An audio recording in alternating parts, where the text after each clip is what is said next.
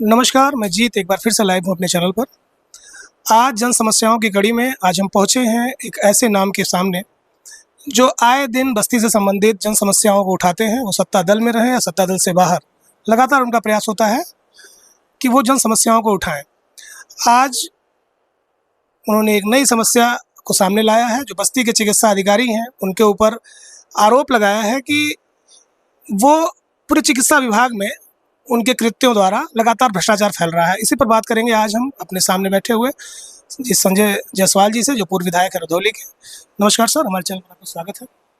Sir, आपने अभी एक प्रकरण ताज़ा उठाया कि चिकित्सा अधिकारी बस्ती जो है लगातार भ्रष्टाचार में लिप्त है। क्या कहेंगे सर इस पर आप? देखिए, चिकित्सा अधिकारी बस्ती का तो हाल कुछ यूँ है कि उन्होंने अपने लेवल का स्तर ही गिरा दिया। यहाँ तक कि उन लोगों ने ऐसे ऐसे लोगों को पाल रखा है कि जो उनके नाम पे कलेक्शन करते हैं।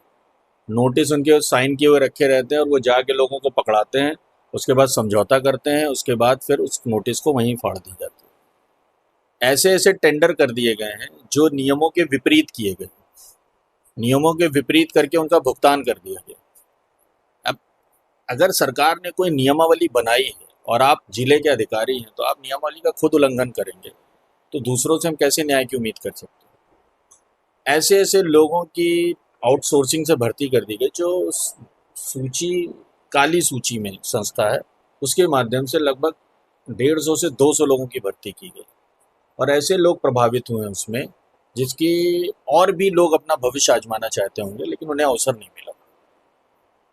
अपने जो खास उनके खासम खास होंगे उनका promotion out of the way जाके कर दिया गया। आउट ऑफ द वे जाके प्रमोशन करना कहीं ना कहीं ये बताता है कि आपको शासन या जो आपका विभाग के मंत्री हैं उनका आप पे नियंत्रण नहीं है।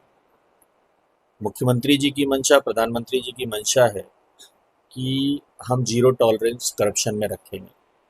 करप्शन का लेवल जिस तरीके से ज़िले में स्वास्थ्य विभाग में बढ़ा है, उससे कहीं प्रतीत नहीं होता है कि जीरो टॉलरेंस यहाँ पे काम कर रहा है। आप इन सब चीज़ों को छोड़ दीजिए। उसके अलावा आप देखेंगे कि बहुत सारे ऐसे काम हुए हैं, अल्ट्रासाउंड, एक्सरे मशीनें, इनसे अच्छी खासी वसूली होगी जिसकी आप उम्मीद नहीं कर सकते।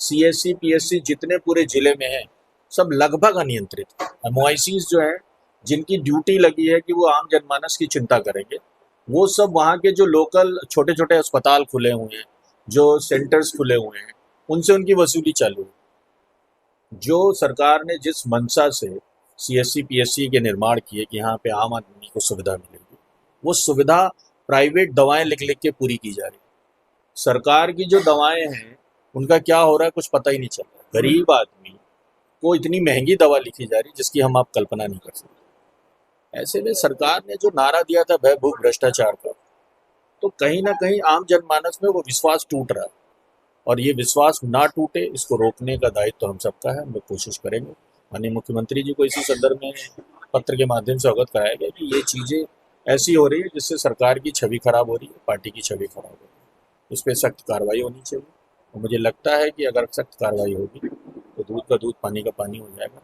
कि किस लेवल पे यहाँ पे भ्रष्टाचार चरम सीमा पे फैला हुआ है।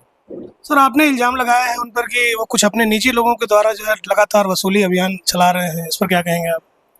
अब ये देखिए, अगर कोई जा रहा है और नोटिस के साइन के एडवांस पेपर पड़े हुए हैं, जिसका साइन है वो मौजूद ही नहीं और उनके लोग लेके सिग्नेचर का नोटिस लेके घूम रहे हैं, ये कौन सा फॉर्मूला नया निकल गया है शासन का? भाई, आप सामने से विजिट करेंगे, कोई गलती निकलेगी तब आप नोटिस पकड़ाएंगे। आप पहुंचे, देखा, नोटिस पकड़ा दी, समझौता हुआ, वापस आ गए। तो नए तरीके की परंपराएं स्थापित हो रही। इस तरीके से तो मुझे लग रहा है कि जो जनमानस विश्वास कर रहा है सरकार पे और स्वास्थ्य की सेवाओं पे, जिसपे योगी जी लगातार गरीबों को मुफ्त दवा, प्रधानमंत्री जी मुफ्त दवा का जो पूरा ऐलान कर रहे हैं, गरीबों की दवा करवा रहे हैं, उस पर तो पानी फेर दे। आपने अपने शिकायती पत्र में उनके किसी मेडिकल कॉलेज का भी उल्लेख किया है जो बनवा रहे हैं, उसके लिए धन उगाही लगातार कर रहे हैं, आपका कहना है? ये भी सही है कि भाई, अगर आप कल्पना करिए, सभी लोग अगर ऐसे मेडिकल कॉलेज बनाने लगेंगे तो फिर अब ये समझ लेंगे कि भाई ये तो चाबी है खजाने की, कि जिला ले लीजिए, चाबी है खजाने की, अपने अस्पताल बना लीजिए। तो फिर अस्पताल की जो सेवाएं गरीब को मिलनी है उसका क्या होगा? तो लगातार सर देखा जाता है कि जिला अस्पताल हुआ या अन्य जो भी स्वास्थ्य महकमा, उसमें जो जांच का स्तर होता है वो बहुत निकृष्ट होता है। आमतौर पे वो जांच या तो हो नहीं पाती हैं या होती हैं तो उसके रिपोर्ट्स अच्छे नहीं आते हैं। वही जांच अगर बाहर से कराए जाते हैं तो उसमें कुछ अलग आंकड़ा निकल के सामने आता है। बस्ती में भी ऐसा हो रहा है लगातार, इस पर क्या आप आवाज़ उठाएंगे? मैं तो यही कहूँगा कि ये जैसे प्रैक्टिस में आ गया है कि सरकारी संस्थाओं में क्वालिटी को इतना खराब कर दीजिए कि प्राइवेट सेक्टर वाले प्रमोट होते रहे। भाई हमारी मशीनें भी वही है, उनकी मशीनें भी वही है। जिस उस व्यक्ति को ऑपरेशन की रिस्पॉन्सिबिलिटी है उस यूनिट की, उसकी भी एजुकेशन वही है, प्राइवेट वाले की भी एजुकेशन सेम है। तो फिर दोनों के रिजल्ट्स में फर्क क्यों है? ये माहौल ही ऐसा पैदा किया जाता है कि इनकी मशीनें तंग रहें तो बाहर की मशीनें चलती रहे, जिससे कमीशन बनता रहे। तो सर बात करने के लिए बहुत बहुत धन्यवाद आपका। और ये थे हमारे जनप्रतिनिधि जो लगातार आवाज़ उठा रहे हैं स्वास्थ्य महकमे पर। आगे जन समस्याओं से जुड़ी अगली वीडियो के साथ मैं जल्द उपस्थित होता हूँ, तब तक के लिए नमस्कार।